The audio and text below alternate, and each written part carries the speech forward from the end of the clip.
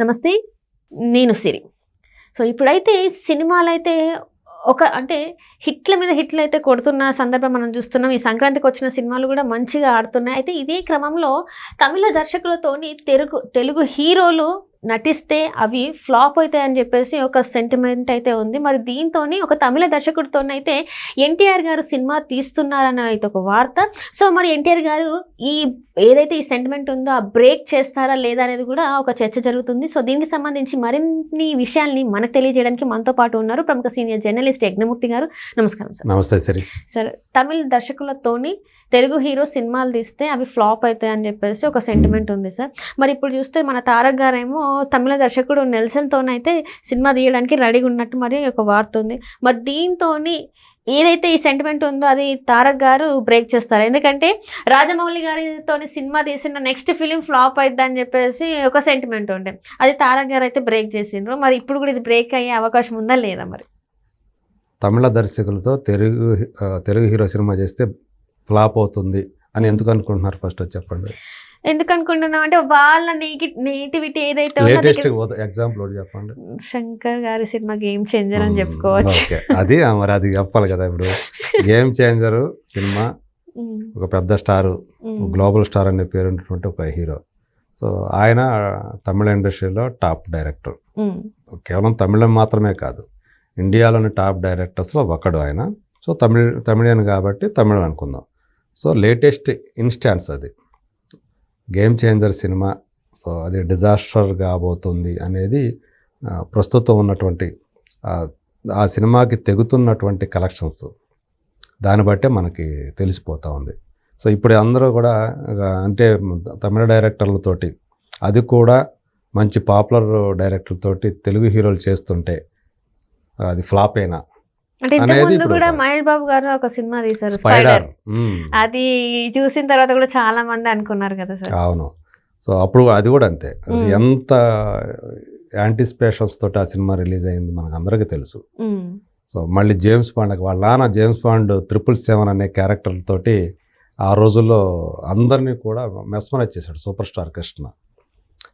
Indian James bond అన్నా ఆయనే, Indian cowboy అన్నా ఆయనే. సో అలాంటి సినిమాలు అంటే అటు జేమ్స్ బాండ్ సినిమాలు కానీ ఇటు కౌబాయ్ సినిమాలు కానీ వేరే భాషలో చూసుకున్నాయి. హిందీలో కూడా అలాంటి పేరు సాధించిన హీరోనే లేరు. అలాంటి పేరు కృష్ణ గారు సంపాదించుకున్నారు. కాబట్టి ఆయనలాగా ఈయన కౌబాయ్ లాగా చేసి టక్కర్తో దెబ్బతిన్నాడు. సో మళ్ళీ ఆయనలాగా ఈయన జేమ్స్ బాండ్ సినిమా చేసి స్పైడర్ తోటి దెబ్బతిన్నాడు. ఈసారి తగిలింది ఏఆర్ మురుగదాస్ లాంటి అప్పుడు టాప్ డైరెక్టర్. సో అలా స్పైడర్ పోయింది. అంతే ఎందుకు, రీసెంట్గా చూసుకుంటే ద వారియర్ రామ్ పోతినేని, దానికి లింగుస్వామి డైరెక్టర్, అది ఫ్లాప్. అలాగే కేఎస్ రవికుమార్, ఆయన బాలకృష్ణని రోలర్ అని చెప్పి తీశాడు, పోయింది. దానికంటే ముందు జయసింహ అని తీశాడు, అది యావరేజ్గానే నడిచింది. సో ఈ నేపథ్యంలో ఎందుకు సముద్రకని పవన్ కళ్యాణ్ ఒక స్పెషల్ రోల్లో చూపిస్తూ దేవుడిలాగా మనిషి బ్రో అనే సినిమా తీశాడు, అది సరిగా ఆడలేదు. ఇన్ని ఉదాహరణలు, ఇన్స్టాన్సెస్ మనకు కనిపిస్తూ ఉన్నాయి. దీంతో అది ఒక సెంటిమెంట్గా బలపడిపోయింది. అంటే మన తమిళ డైరెక్టర్స్ తోటి తెలుగు హీరోలు చేస్తే అది ఆడదా. ఇక్కడ ఎందుకు అసలు వీళ్ళు తమిళ డైరెక్టర్స్ చేస్తున్నారంటే, ఇక్కడ ప్రస్తుతం ఉన్నటువంటి తెలుగు డైరెక్టర్స్ వీళ్ళు ఎవరైతే చేద్దాం అనుకుంటున్నారో వాళ్ళు ఆల్రెడీ ఇంకొక ప్రాజెక్ట్తో ఎంగేజ్ ఉండటం వల్ల వాళ్ళకేంటి అక్కడ తమిళ హీరోలు దొరకనో, లేకపోతే తెలుగు స్టార్స్కి ఉన్నటువంటి ఆ క్రేజ్, ఆ ఇమేజ్ని బట్టి మనం కూడా అక్కడికి వెళ్తే వాళ్ళతో చేయాలన్న ఉబలాటంతోనో వీళ్ళని అప్రోచ్ అవ్వటం, వీళ్ళు కూడా కొత్తగా ఉంటుంది మన వాళ్ళతో చేస్తే అనే అభిప్రాయంతో వీళ్ళు వాళ్ళతో కలిసి సినిమాలు చేయటం, ఈ క్రమంలో చేస్తున్నారు. కానీ ఏది వర్కౌట్ అవుతున్నటువంటి దాఖలా మనకి మనం చెప్పుకున్నాం. ఇప్పుడు మీరు అడిగినటువంటి తారక్ ఎవరితో చేయాలని అనుకుంటున్నాడు అనేది అంటే నెల్సన్ దిలీప్ కుమార్. సో మనకు తెలుసు, సో రీసెంట్గా జైలర్ అనే సినిమాతోటి రజనీకాంత్ని పెద్ద హిట్ సాధించాడు. ఇప్పుడు మళ్ళీ జైలర్ 2 అనే సినిమా కూడా మొన్న చూస్తే టీజర్ కూడా రిలీజ్ అయింది మనకి. అవును. సో అతనితోటి తారక్ ఒక సినిమా చేయబోతున్నాడు అనేది మనకు రూఢిగా తెలియవస్తున్నటువంటి సమాచారం. ప్రస్తుతం అతను హిందీలో వార్ 2 అది ఆల్మోస్ట్ ఫినిషింగ్ స్టేజ్లో ఉంది. రీసెంట్గానే ప్రశాంత్ నీల్ డైరెక్షన్లో ఒక సినిమాని స్టార్ట్ చేశాడు. సో ఇది ఒక డ్రీమ్ కాంబినేషన్ అనే చెప్పాలి, ప్రశాంత్ నీల్ జూనియర్ ఎన్టీఆర్ కాంబినేషన్ అనేది. సో ఇది ఒక పక్క నడుస్తుండగానే నెల్సన్ ఆల్రెడీ మాట్లాడుకోవడం అయిపోయింది, కథా చర్చలు పూర్తి అయిపోయాయి, అతనికి ఓకే చెప్పేశాడు నెల్సన్ డైరెక్షన్లో చేయడానికి తారక్ అనేది ఒకటి ఇప్పుడు బలంగా మనకి వినిపిస్తూ ఉంది. సో దానికి సంబంధించినటువంటి అఫీషియల్ స్టేట్మెంట్ కూడా ఈ సంవత్సరంలోనే రావచ్చు. అది ఎప్పుడు బహుశా 2026లో ఆ సినిమా మన ముందుకు వచ్చే అవకాశం ఉంది. ఈ సంవత్సరంలోనే స్టార్ట్ అవుతుంది షూటింగ్ అని కూడా మనకు వినిపిస్తుంది. అంటే సెకండ్ హాఫ్లో 2025 సెకండ్ హాఫ్లో బహుశా చివరిలో కావచ్చు ఆ సినిమా స్టార్ట్ అయ్యే అవకాశాలు ఉన్నాయని చెప్తూ ఉన్నారు. మరి ఇప్పుడు ఏదైతే ఒక ఆ సెంటిమెంట్ ఒక జింక్స్ ఉందో, తమిళ డైరెక్టర్తో చేస్తే తెలుగు స్టార్లు ఆ సినిమా సరిగా ఆడదు అనే ఆ జింక్స్ని ఇతను బ్రేక్ చేస్తాడా లేదా తారక్? బ్రేక్ చేస్తే సేమ్ ఇప్పుడు ఏదైతే ఎస్ఎస్ రాజమౌళితో వర్క్ చేసిన తర్వాత నెక్స్ట్ ఫిలిం ఖచ్చితంగా ఫ్లాప్ అవుతుంది ఆ హీరోకి అని చాలా సందర్భాలు ఇప్పుడు చెప్తూ వస్తారు. ప్రభాస్కి అలాగే అయింది, సాహోతోటి ఎదురు దెబ్బతిన్నాడు. అలాగే జూనియర్ ఎన్టీఆర్ సో సింహాద్రి తర్వాత వరుస ఫ్లాప్లు ఎదుర్కొన్నాడు, మళ్ళీ ఆయన యమదొంగ ఆయనే కాపాడాడు, మళ్ళీ కాపాడ మీన్స్ మళ్ళీ అతనే హిట్ ఇచ్చాడు. ఇలా అతనితో చేసిన వాళ్ళందరూ కూడా, రవితేజ్కి అదే పరిస్థితి, ఆ సినిమా విక్రమార్కుడి సినిమా తర్వాత మనకి ఇమీడియట్గా అతనికి ఫ్లాప్ వచ్చింది. ఇలాంటి అలాగే నానికి కూడా ఈగ తర్వాత తనకి హిట్ రాలేదు.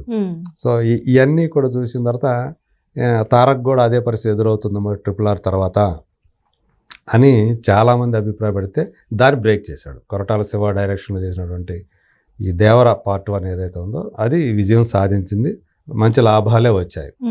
సో 440 కోట్ల దాకా అది షేర్ తీసుకొచ్చి మంచి ప్రాఫిట్స్ని అందించిందని చెప్పాలి. సో అలాంటి ఒక అభిప్రాయాన్ని బ్రేక్ చేసినటువంటి తారక్ ఇప్పుడు ఈ అభిప్రాయాన్ని కూడా బ్రేక్ చేస్తాడు అని ఆయన అభిమానులు అయితే ఖచ్చితంగా నమ్ముతారు. సో మనం కూడా చూద్దాం, అది చేస్తే తారక్ ఇంకొక సెంటిమెంట్నో లేదా ఇంకొక అభిప్రాయాన్ని బ్రేక్ చేసినట్లు అవుతుంది. సో నెల్సన్ ఎలాంటి కథను ఎంచుకుంటాడు, ఇతనితో ఎలాంటి సబ్జెక్ట్ని లేదా పాత్రని అతనికి ఆఫర్ చేశాడు ఏంటి అనేది బయటకు వస్తే ఇంకొంచెం మనకు కూడా దాని మీద ఇంకొంచెం అవగాహన వచ్చే అవకాశం ఉంటుంది. మరి రాబోయే రోజుల్లో ఈ కాంబినేషన్ అంటే ఏది కూడా ఇప్పుడు మనం ఇది ఇంకా చర్చల దశలోనే ఉంది. ఇది నిజంగా అవుతుందా, ఏ నిమిషంలో కొన్ని షూటింగ్ ముందు అక్కడ దాకా వచ్చి బ్రేక్ అయిపోయినవి కూడా ఉన్నాయి. మనం గతంలో చూసాం, సుకుమార్ మహేష్ కాంబినేషన్లో పుష్ప కంటే ముందు రావాలి ఒక సినిమా, అంటే టెక్నికల్ అంటే క్రియేటివ్ డిఫరెన్సెస్ వల్ల మేము సినిమా చేయట్లేదు అని చెప్పేసి మహేష్ స్వయంగా ప్రకటించాడు అప్పుడు. సో ఆ తర్వాతే పుష్ప సినిమాని అల్లు అర్జున్తో తీశాడు. యాక్చువల్గా అప్పుడు అందరూ అదే అనుకున్నారు. యాక్చువల్గా పుష్ప అనే కథ మొదటగా విన్నది మహేష్. కాదే మహేష్ నాకు ఇది సెట్ కాదు అని తను తప్పుకున్నాడు. నిజంగా మహేష్ కనుక చేసినట్టయితే మరి మనం ఊహించుకోలేము. ఇప్పుడు పుష్పరాజులో ఆ క్యారెక్టర్లో అల్లు అర్జున్ మనం చూసిన తర్వాత అలాంటి రఫ్ క్యారెక్టర్లో, ఒక గ్లామరైజ్డ్ క్యారెక్టర్లో అలాంటి ఒక ఇది మేనరిజం పెట్టి అతనికి భుజం ఇట్లా పెట్టుకొని మహేష్ చేస్తే ఎలా ఉంటుంది మనం ఊహించుకోలేం కదా. సో అందుకే అంటే మహేష్ కూడా తన లిమిటేషన్స్ తనకు తెలుసు, ఎంతవరకు తను వెళ్ళగలుగుతాడు, అది తను యాక్సెప్ట్ చేస్తారా లేదా ఆడియన్స్ అనేది కూడా ఆ హీరోకి ఒక అవగాహన ఉంటే ఇలాంటివే జరుగుతాయి. అంటే కాలేజ్ మనం చూసాము, అంటే ఇప్పటివరకు చేయండి కామెడీ జోనర్ అనేది బాగా మనం చూసుకుంటే కాలేజ్ సినిమా అసలు అప్పుడు ఎవరు యాక్సెప్ట్ చేయలేదు అసలు మహేష్ బాబు. ఇప్పుడేమో మళ్ళీ అసలు శాటిలైట్ లో మనం చూసుకుంటే అది హిట్ అయిపోయింది. అది అప్పుడు కూడా చాలా బాగుంటుంది. అది ఆ comedy timing, Mahesh comedy timing ఎక్సలెంట్గా ఉంటుంది మనకి అందులో కలేజలో. అది నేను అనుకోవటం ఏంటంటే మగధీర అప్పుడే వచ్చి ఉంది. ఆ స్టైల్లోనే ఒక క్యారెక్టర్ని పెట్టారు రావు రమేష్కి, సాధువు లాంటి క్యారెక్టర్. అవునవును. అందులో కూడా అతను ఆ తరహానే చేసి ఉంటాడు. ఇది మగధీర ఇన్స్పిరేషన్ తోటి పెట్టుకున్నారు అదంతా, ఆ సీన్లు, ఆ వాతావరణం అని చెప్పేసి అప్పుడు బాగా వచ్చింది, నెగిటివిటీ వచ్చింది. అది ఎక్కువగా ఏంటంటే అది డ్రై ఏరియాలో నడుస్తుంది కథ అంతా కూడా, ఎడారుల్లో వాటిల్లో నడుస్తుంది. ఇది కూడా ఒక వర్కౌట్ కాలది. ఒక ఊరికి సంబంధించి వాళ్ళు ఏదో ఇబ్బందులు పడుతుంటారు, కరువు కాటకాలతో అల్లాడుతూ ఉంటారు, ఇతను ఒక సేవియర్గా అక్కడికి వెళ్తాడు. ఇది ఎందుకో నచ్చల. ఆ యాంబియన్స్, సినిమాలో ఉన్నటువంటి యాంబియన్స్ ఏదైతే ఉందో అది మనకి ఎక్కలేదు. అది అందుకని ఆ సినిమా సరిగా ఆడలేదు అప్పుడు. కానీ చూస్తుంటే మనకి దానికి సన్నివేశాలు చూస్తుంటే భలే తెరవగా ఎంజాయ్ చేస్తాం. అనుష్కతోటి వచ్చే సీన్స్ అన్నీ కూడా ఎంజాయ్ చేస్తాం. అదే అప్పుడు అట్లా అయిపోయింది అది. ఇప్పుడు కూడా అదే మనం చూస్తూ ఉంటాం. సరే, దాన్ని పక్కన పెట్టేస్తే ఇప్పుడు నెల్సన్ దిలీప్ కుమార్ తోటి తారక్ చేసే సినిమా ఆ గత అభిప్రాయాల్ని తుడిచిపెట్టి ఇది మళ్ళీ ఒక ఫ్రెష్ తారక్ మరో సెంటిమెంట్ బ్రేక్ చేశాడు అని పేరు తెచ్చుకుంటుందా లేదా అనేది మరి కాలం నిర్ణయిస్తుంది. Right sir, right. Thank you so much sir. Thank you.